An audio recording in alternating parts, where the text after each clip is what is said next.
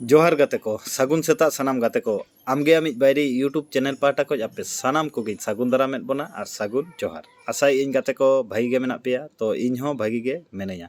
गाते को नोआ जीवन रे सुख और दुख बानार जिनिस के ताहेना तो नोआ सुख और दुख तालारे मिट्टंग जिनिस के मिट्टंग मानमी सला और मिट्टंग मानमी आलादाया उना दो हुयुग कना गाते को चिंता होय गाते को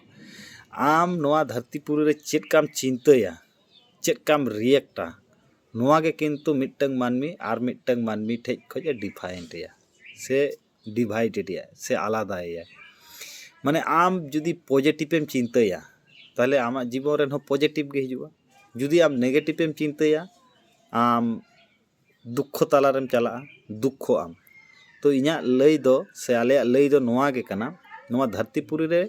अकोय हों परफेक्ट बनू कोआ और अकोय व्यक्ति हों खूब सुखी दो बनू कोआ मानमी जीवन के मिट्टंग समस्या रे मिट्टंग जीवन कना तो तेहेन जुदी आम ठीक ठाक चला कान तमा गापा जे आमा ठीक ठाक चला ओंका कोनो विषय दो बांग कना जीवन रे समस्या हिजुआ समस्या समाधान हुयुआ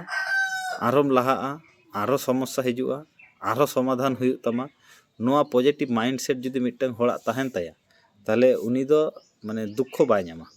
माने दुख हेज कते रेनो ओना फाइट लेका आमा मानसिकता तैयार हुयु तमा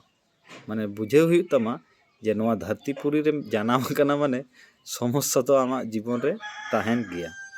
सारी से बांगा नोआ कथा कमेंट कते लई तबन पे और नोंकाना मोटिवेशन कथा नाम लगी नोआ आमगे आमिज बायरी यूट्यूब चैनल सब्सक्राइब का तबन पे मा एनखान सानाम को गे आर मिद धाव